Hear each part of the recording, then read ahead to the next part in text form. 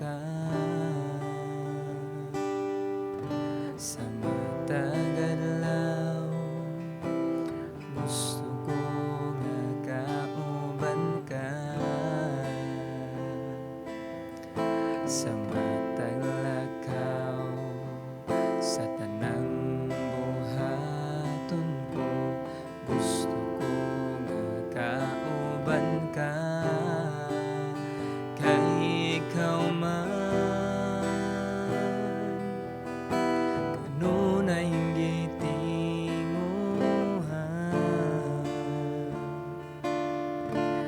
ning akong dughan kay ikaw man. Ang hangin nagiginhawa, ikaw ang akong kusog, ikaw ang akong gugma, ikaw ang tanan.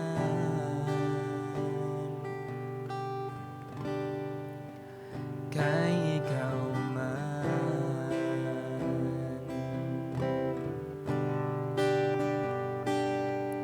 sa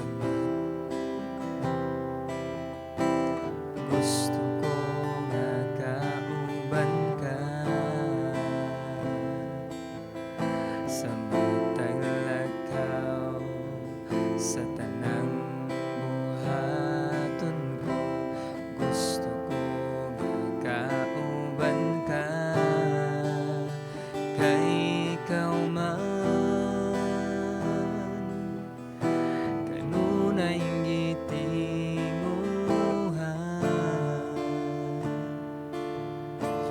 ning akong dughan kay ikaw man.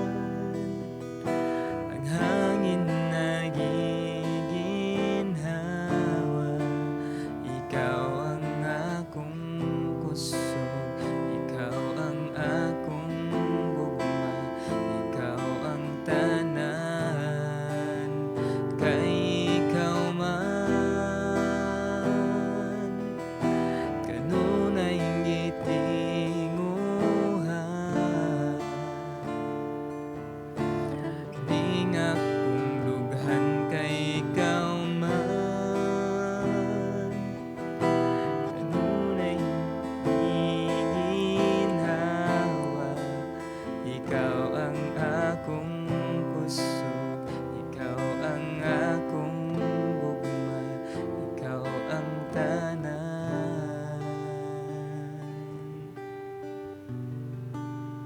Kay ikaw man.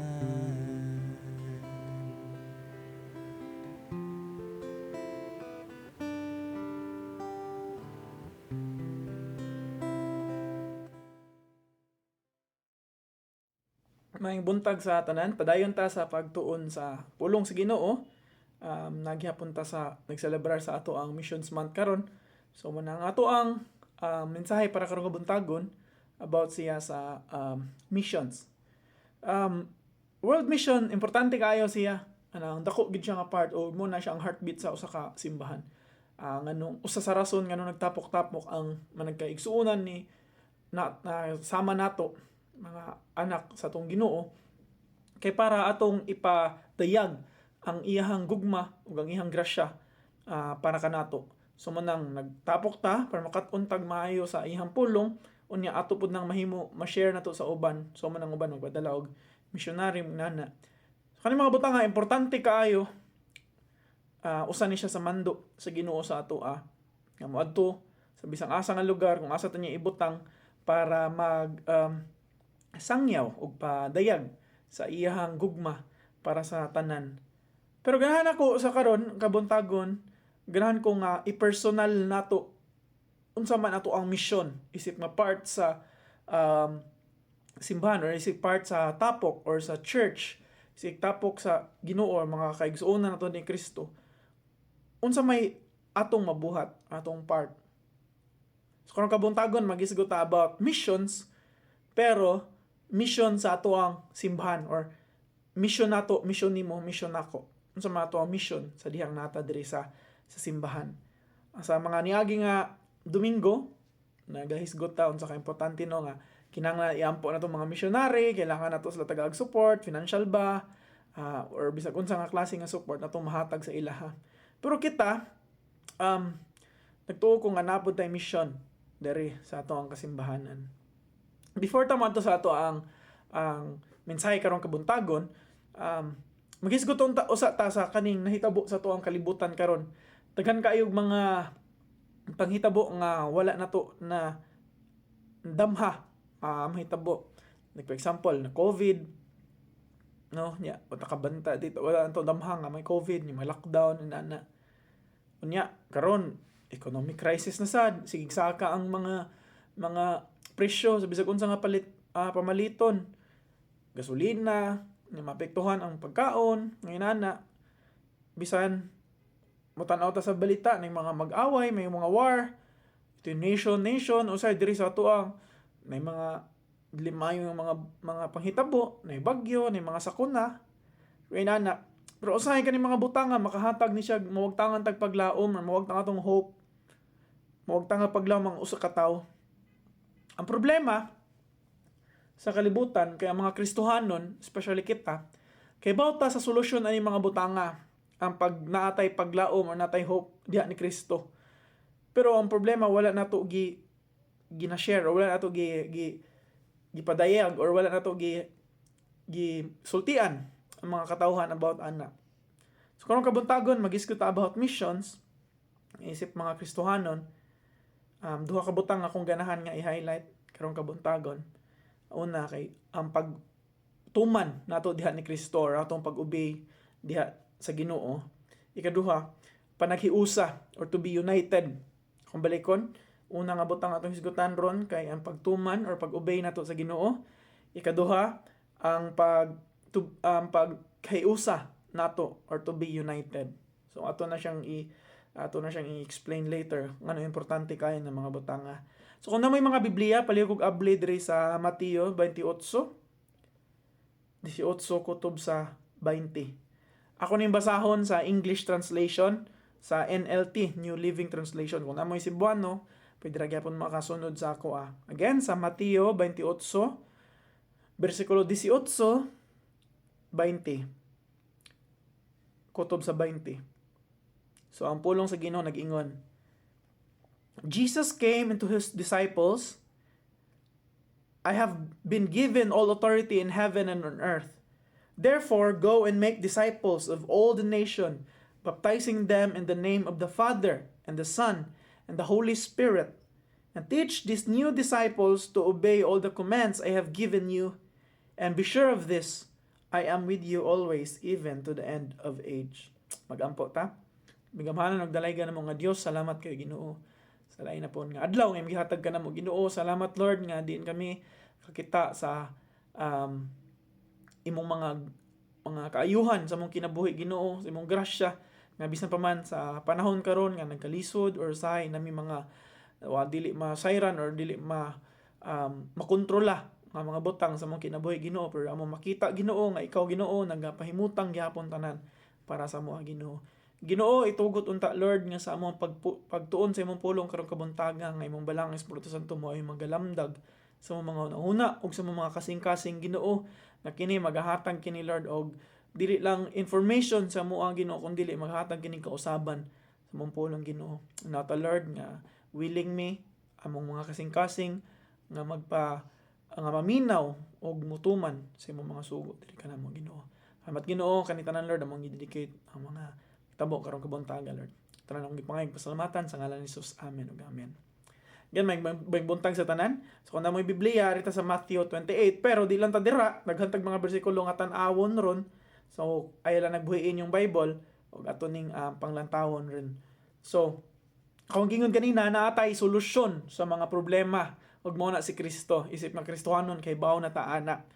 So ang ato ang mission nga isip nga membro or part sa tapok para kang Kristo, gitawag nitong church. Atong mission as a church, una is to obey God or pagtuman diha sa ato ang Ginoo. Mo ginatong usa ka mission. Og goal pamalandungan nga matag usa ka nato or dili or sagad kanato dili or murag gitawag nato daghan, mas daghan nga mga Kristohanon nga moseto lang sa pag-adto sa simbahan, lingkod o niya maminaw sa pastor niya mouli balik sa karaang kinabuhi inana murag ang cycle na to ba. So kumbaga murag wala na to gisunod ug wala na to gi-obey ang Ginoo. So ato makita diri sa ato ang passage nga gibasa ganina sa Matthew nga Jesus Christ, all authority from heaven and earth, nga gihatag niya sa ato nga kita to make and to go and make disciples or atong isgutan or atong isangyaw ang maayong balita sa bisag asa tagibutang sa Ginoo. Kumbaga mando ni siya, sugo ni siya, so angay natong tumanon. Malahi man ang hangyo or kanang dili kanang wala gi kanang dili sugo ba. Di ba? Kung sa una pa lang sa ato mga panimalay or kung kita natay mga anak, kung ato sugoon, di ba? Angay man ginatumanon ang mga sugo.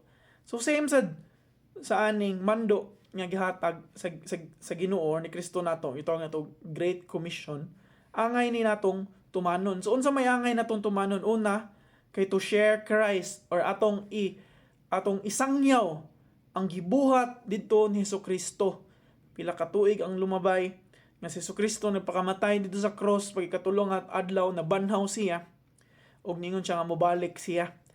So usa ni sa ato ang paglaom nga bisan unsa man kalisod ang kalibutan karon kay bawta nga natay paglaom nga naman kay ang saad ni Hesukristo nga mobalik siya kay bawta nga iyang tumanon. So ato ning angay i-share or ato ning angay isangyaw or isulti or isugid sa mga kaila nato, friends baron, workmates, classmates, or bisag kinsa, or asa tagibutang sa Ginoo, atong isangyaw or atong isugid or ato i-share si Jesus Christ. Ang dako kayo nga pangutanon nato dire, anong gihatagan man tag sugo sa Ginoo or ano namang nay Great Commission, dili ba ni kaya sa Ginoo nga ilang buhaton, di ba? Kung tan-aw nato, gamhanan ba ang Ginoo? Kay mo gyud siya bisag unsa, gibo gyud nga kalibutan, dili day pwede nga iya lang hunahon or iya lang isugo nga ang tanan ma-convert unto Kristohanon or motuo tanan ni Kristo sa Ginoo or iya bang snap ang iyang finger, iya bang inana or usan lang kapamilok niya. Kaya man niya buhaton. Pero mo niya itong hunahon o hunumduman nga wala gibuhat sa Ginoo but instead gihatagan tiniyag mission. Ikaw og ako mo na reason gihatag niya nato ang iyahang pulong o ang mission sa pagbalik sa relasyon diha nato sa Ginoo. So kita naa nato mo nang iyang gisugo, kita mo sangyaw para makita ano mapatinuod nga ang Ginoo siya gyud ang ato ang mangluluwas. So niingon dira sa Acts 1:8 no. English gyapon, NIV translation akong basahon ningon siya. But you will receive power when the Holy Spirit comes on you.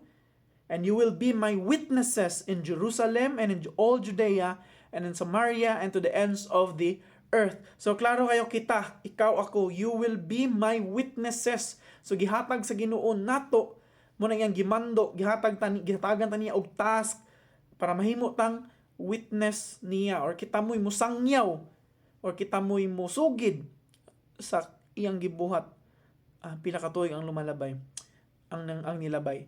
Sa 2 Corinthians pod, ningon po dira, so we are Christ ambassadors. So ambassadors, sa Bisaya pa kita mo representa ni Jesucristo, di ba? Kung tanaw to, husgit na itong ambassador sa Philippines, ambassador sa US, sila mo represent in behalf sa country. Pero kita ang mo represent in behalf of Jesus Christ. Kita. So ningon siya, God is making His appeal through us. So ang pulong sa Ginoo, ang iyang hangyo or ang iyang storya, iyang gipinaagi sa atua. So we speak for Christ when we plead, come back to God. For God made Christ, who never sinned, to be an offering to our sin, so that we could made be right with God through Christ. So tungod sa buhat ni Jesucristo dito sa cross, atong relasyon diha sa Ginoo mabalik, ma-restore. Pero ang kana nga pulong or kana nga maayo nga balita gihatag sa Ginoo sa atua para atong isugid, para atong i-share or atong isulti sa ubang tao. So munang ang atoang usa ka mission dire ang pag-obey ana atong isangyaw kinsa si Jesucristo. So dahil ako mga problema nganong mga Kristohanon dili mo obey sa Ginoo. So nganong di man mo obey ang mga Kristohanon or nganong ma-fail man ta nga mo obey diha ni God. Kay kasagaran or mostly or sagad natong mga Kristohanon mumatata kada buntag nga wala na itong ginahuna nga naiangay ipabuhat ang Ginoo sa atoa. Again akong balikon, sagad nato ang mga Kristohanon mumata kada adlaw nga wala nato sa itong hunahuna nga naiangay ipabuhat ang Ginoo sa atoa ug mo na ang pag-share sa pulong sa Ginoo.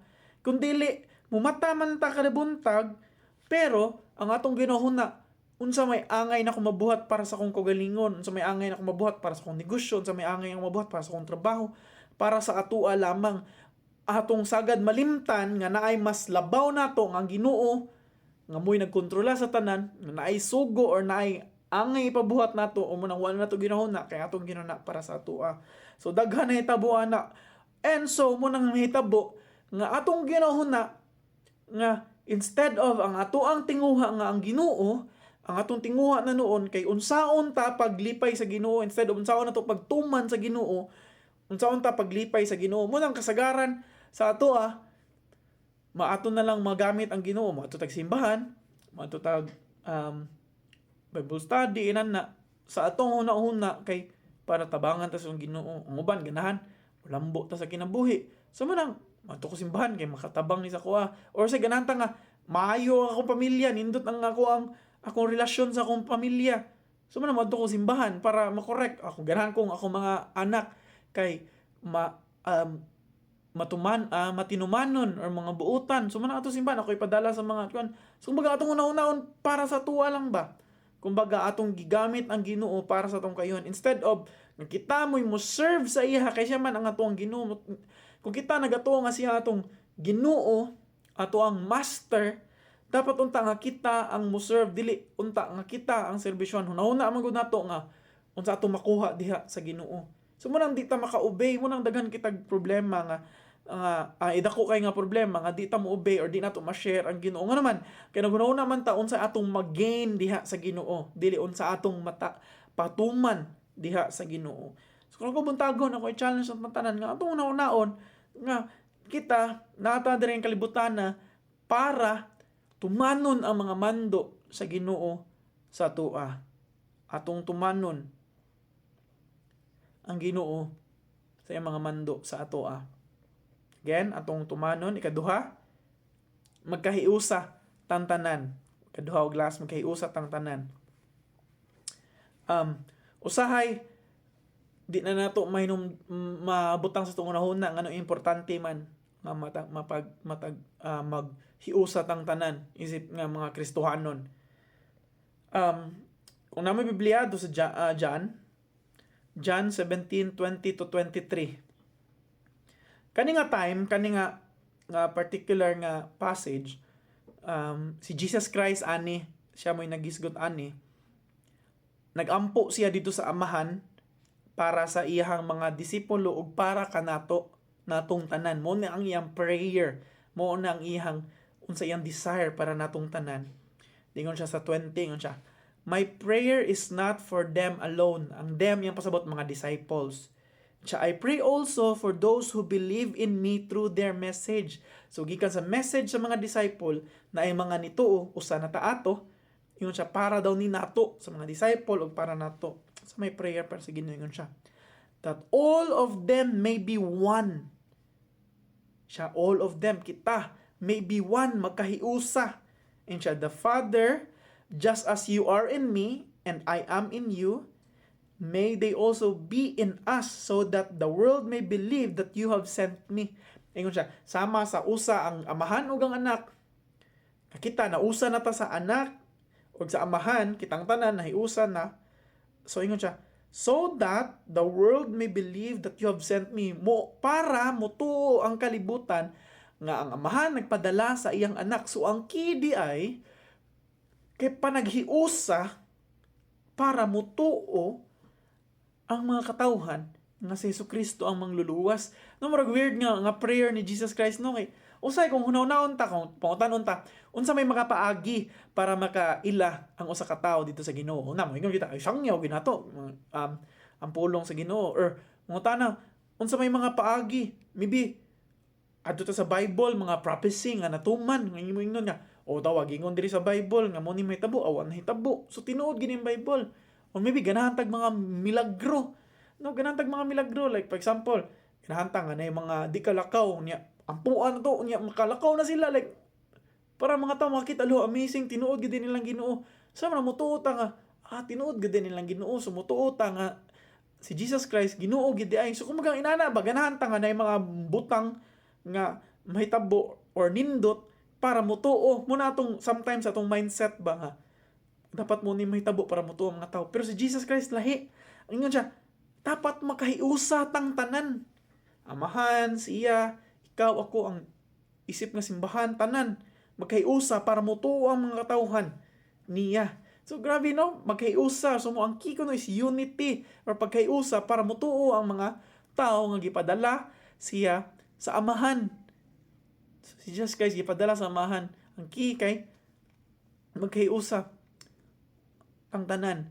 Pero sadly makaguol panghunahon bisan karon, bisan gali sa sulod sa atong simbahan na mga dili magkasinabtanay, na mga maglibakay, na mga magpahitaas ay, kinsay mas taas, kinsay mas mubo, kinsay may mas luoy, kinsay may mas daghang nitabang, kinsay may walay natabang.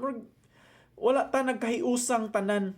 Kumbaga, daghan tag diferensya. So mo siguro na nga ang reason nga walay mo tuo or ang mga tao nagduha-duha og tuo ni Jesucristo, or maybe kita mismo wala ta mo obey sa pagsangyaw diya ni Kristo, kay wala man ta nagkahiusang tanan. So ang ampo sa Ginoo magkahiusa tang tanan para mas masangyaw or mas ma-share na to. I mean, bisan pag siguro di ta magkahiusa, for example, di ta magkahiusa, makashare naman siguro ta, like ako makashare ko, ikaw makashare ka, share bisag kinsa share, or dadto nato sa mga conference or mga inana, makashare man tang makatang tanan. Pero atong nanon murag dili siguro siya effective. Dili siya effective. Murag walay padulngan nga naman kay wala man nagkiusang tanan. So allow me to illustrate kung ato ni siya ibutang sama sa usa ka duwa sa sports, di ba? Sometimes ang usa ka sport team makadaog sila kung magkahiusa silang tanan. Kay bawo sila sa part, kay bawo sila sa role sa usa matag usa. Like for example ako ganahan man jud kog basketball. So ang basketball dili lang na pamayhay mo shot, pamayhay mo dribble, pamayhay mo kinsa. Kun dili dapat nagkahiusa ang tanang team sa ilang one goal nga to win. Ang ilang one goal nga modaog. So muna nagkahiusa sila. So naay magdala sa bola, naay tigpasa, naay tig shot, naay tig rebound. Unya dapat ang matag usa mo play sa iyahang part para madaog. And I think the same sa church. Mataghiusa tang tanan ug dapat hibaw na to ang atuang part kung asa ta dapita. Unsa ang imong angay mabuhaton, angay mabuhat, angay matabang. Unya para magama or mabuhat ang kaning gitawag natog pagkahiusa, dapat naatay common goal.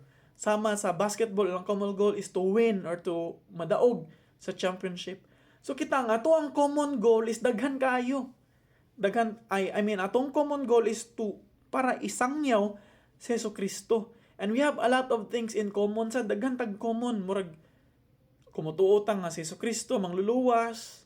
Mutuo ta nga way laing mangluluwas kundi si Ginoo lamang Jesucristo. Mutuo ta nga si Jesus Christ na arian ning kalibutan na para makamatyan ta. Mutuo ta nga naay God the Father, na God the Son, the Holy Spirit. Daghan na.